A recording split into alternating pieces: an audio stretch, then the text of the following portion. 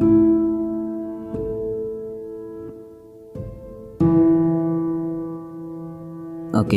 Assalamualaikum warahmatullahi wabarakatuh. Berbicara tentang nasihat Gus Mus tentu tak lepas dari kehidupan sehari-hari yang kita jalani. Mengapa? Karena banyak nasihat yang beliau sampaikan ternyata sangat berkaitan dengan kehidupan kita sehari-hari. Untuk itu, penting kita kaji dan mengaplikasikan nasihat-nasihat Gus Mus ini. Tujuannya agar kita menjadi orang yang arif, berbudi pekerti, takwa, dan tak sembrono dalam bertingkah. Jadi tonton video ini sampai habis agar bisa memahami maksud dan tujuannya. Istiqomahkan amal baikmu. Beramal baik mulai dari kadang-kadang. Mari kita usahakan menjadi sering, kemudian kita tingkatkan menjadi selalu. Kita harus menyadari bahwa kita tak selalu mampu berbuat baik. Mungkin beramal baik hanya sesekali. Malahan kita lebih sering berada di kondisi yang menyulitkan untuk berbuat baik, atau bahkan tak jarang kita melakukan sebuah dosa. Untuk itu, ketika kita beramal baik, meski hanya kadang-kadang, usahakanlah untuk menjadi sering dan tingkatkan terus menjadi selalu. Berbahagialah ketika kita sampai pada level selalu, karena insya Allah kita akan terhindar dari perbuatan-perbuatan buruk lantaran disibukkan dengan perbuatan-perbuatan baik. Ada banyak cara untuk sampai di level selalu. Misalnya, kita yang biasa pergi ke masjid hanya pada waktu sholat Jumat, coba luangkan waktu kita untuk sholat maghrib berjamaah di masjid, sehingga kita pun bisa setiap hari ke masjid tanpa menunggu datangnya sholat Jumat. Dengan begitu, perlahan-lahan kita akan sampai pada level sering dan selalu. Menjadikan selalu dalam melakukan amal kebaikan tentu tak serumit yang kita pikirkan. Kita hanya perlu mendatangkan kemauan dalam diri kita untuk sampai pada level istiqomah. Tak ada yang tak bisa kalau kita mau berusaha. Tak ada yang tak mungkin kalau kita sudah meniatkan dengan sungguh-sungguh. Yakin dan percayalah bahwa Allah akan membantu setiap kebaikan yang akan kita lakukan. Contoh lain, bersedekah. Jika sedekah yang kita lakukan kadang-kadang, maka tingkatkanlah menjadi lebih sering lagi sedekahnya. Lalu perlahan-lahan kita tingkatkan terus menjadi selalu bersedekah, sehingga sedekah akan menjadi kebiasaan yang tak enak jika kita tidak melakukannya. Intinya adalah melakukan. Bahkan wajibkan diri kita untuk mengeluarkan sedekah semampu kita. Insya Allah, Allah Subhanahu wa Ta'ala akan menggantinya dengan yang lebih banyak dan lebih bermanfaat lagi. Pantaskah kita menyombongkan diri? Orang yang selalu mengingat kebesaran Tuhan tidak akan pernah membesarkan dirinya. Membesarkan diri adalah perbuatan keji yang harus kita hindari. Ya. Sekarang coba kita renungkan sejenak kehidupan ini. Kita adalah manusia, makhluk ciptaan Tuhan yang paling sempurna. Manusia yang diberi akal agar mampu berpikir dan membedakan antara yang baik dan yang buruk. Meskipun demikian, masih banyak hal yang membuat kita tidak pantas untuk menyombongkan diri. Sangat banyak malah. Bayangin, manusia itu diciptakan dari air yang menjijikkan, lalu menjadi segumpal darah, daging, tulang, dan jadilah kita. Kita tidak istimewa-istimewa banget kan? Binatang juga sama, punya darah, daging, dan tulang.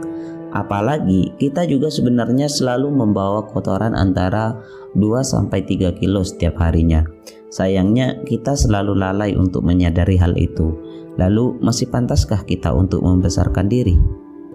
Sungguh celaka jika kita merasa sempurna segala-galanya. Karena hal itulah yang justru membuat kita menjadi semakin tidak sempurna, yang menjadikan kehidupan kita menjadi tidak bermakna dan malah justru menjadikan kita sombong. Lagi pula, untuk apa kita sombong dan angkuh kalau mengakibatkan kita dimurkai oleh Allah yang maha sempurna? Untuk itu, ingatlah selalu tentang kebesaran Tuhan, agar kita selalu merasa tidak ada apa-apanya dibanding Dia yang maha kuasa. Berbuat baik tanpa tenaga. Meninggalkan perbuatan yang tidak baik adalah kebaikan yang tidak memerlukan tenaga. Hal yang menjadikan hidup kita bahagia dan dijauhkan dari musibah adalah meninggalkan perbuatan yang tidak baik. Mengapa? Karena kejahatan akan selalu membawa kemudaratan dan selalu membimbing pelakunya pada kenistaan. Makanya, alangkah hebatnya kalau kita selalu mampu meninggalkan perbuatan yang tidak baik. Dalam Islam, ketika seseorang berniat untuk melakukan kebaikan, sedangkan ia belum melakukannya, hal itu sudah dicatat sebagai pahala.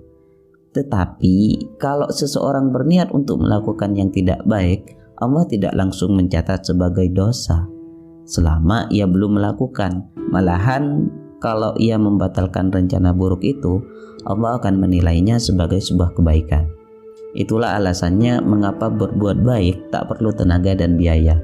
Jadi kalau sekiranya kita punya rencana yang tidak baik atau sesuatu yang dapat merugikan orang lain, maka tinggalkanlah. Jangan sekali-kali memeliharanya, karena hal itu akan berkembang biak dan akan menjadi sebuah kejahatan yang lebih besar lagi. Memang untuk menghilangkan kebiasaan buruk itu tak mudah, tapi tak sulit juga. Nah, agar kita dapat mengusir kebiasaan buruk itu, cobalah lakukan hal-hal penting ini. Pertama, bicaralah pada diri sendiri bahwa kita bukanlah pelaku kebiasaan buruk. Kedua, jangan melakukan keburukan demi memuaskan keinginan kita, karena sejatinya hal itu akan memaksa untuk melakukan perbuatan jelek yang selanjutnya. Ketiga, sebagai yang terakhir, alihkan fokus kita dari keburukan kepada kebaikan. Kalau kita sudah bisa memutarbalikkan pikiran dari yang buruk menuju yang baik, maka perbuatan yang tidak baik akan mudah untuk kita tinggalkan. Merendahkan orang lain menistakan diri sendiri. Merendahkan orang lain tidak membuat kita luhur, malah justru menistakan diri sendiri. Merendahkan dan meremehkan orang lain atau kelompok lain tentu tidak dibenarkan, sebab hal itu merupakan bentuk kesombongan yang akan menjatuhkan diri sendiri. Coba kita kaji ayat yang sejalan tentang apa yang dinasihatkan oleh Gusmus ini. Hai orang-orang yang beriman, janganlah suatu kaum merendahkan kaum yang lain, karena boleh jadi mereka yang direndahkan lebih baik dari mereka yang merendahkan. Al-Quran Surat Al-Hujurat ayat 11. Dengan jelas Allah Subhanahu wa Ta'ala melarang kita untuk menghina, merendahkan dan mengolok-olok orang lain. Lagi pula, untuk apa kita merendahkan atau meremehkan orang lain kalau kita sendiri belum tentu lebih baik dari mereka? Ingatlah, menghina dan merendahkan orang lain itu merupakan perbuatan atau tindakan yang zalim dan dosa. Untuk itu, jangan jatuhkan diri kita dengan perkataan dan perbuatan yang tidak baik. Jangan terkecoh dengan perbuatan baik. Kesalahan yang membuat Anda sedih lebih baik daripada kebaikan yang membuat Anda congkak. Setiap orang yang dilahirkan di dunia ini pasti tak luput dari salah dan lupa. Hal itu manusiawi. Tapi sebaik-baik orang yang bersalah adalah ia yang menyesali perbuatan buruknya dan belajar dari apa yang telah diperbuat agar tidak terulang lagi. Bahkan ada orang yang sangat sedih karena sudah melakukan kesalahan walaupun tidak begitu fatal, sampai-sampai ia merenungi kesalahan yang telah diperbuatnya itu dan berjanji untuk tidak mengulangi lagi. Ini sih luar biasa. Sayangnya, ada juga orang yang melakukan kebaikan tapi dia malah tertipu oleh kebaikannya sendiri, seakan-akan ia sudah melakukan perbuatan yang sangat mulia, sangat hebat dan sangat luar biasa. Akibatnya malah membuat dirinya pongah dan selalu membangga-banggakan dirinya. Nah, agar kita tidak terkecoh dengan perbuatan baik yang telah kita lakukan, maka takutlah, rojaklah bahwa Allah tidak berkenan atau tidak ridho, tidak menerima amal baik yang telah kita lakukan. Dengan begitu, kita pasti mengendalikan kecongkaan dan tidak mudah tertipu oleh perbuatan baik kita sendiri. Baiklah, semoga uraian dari nasihat Gusmus ini bermanfaat. Mari saling sapa di kolom komentar. Saya akhiri sekian, kurang lebihnya mohon maaf.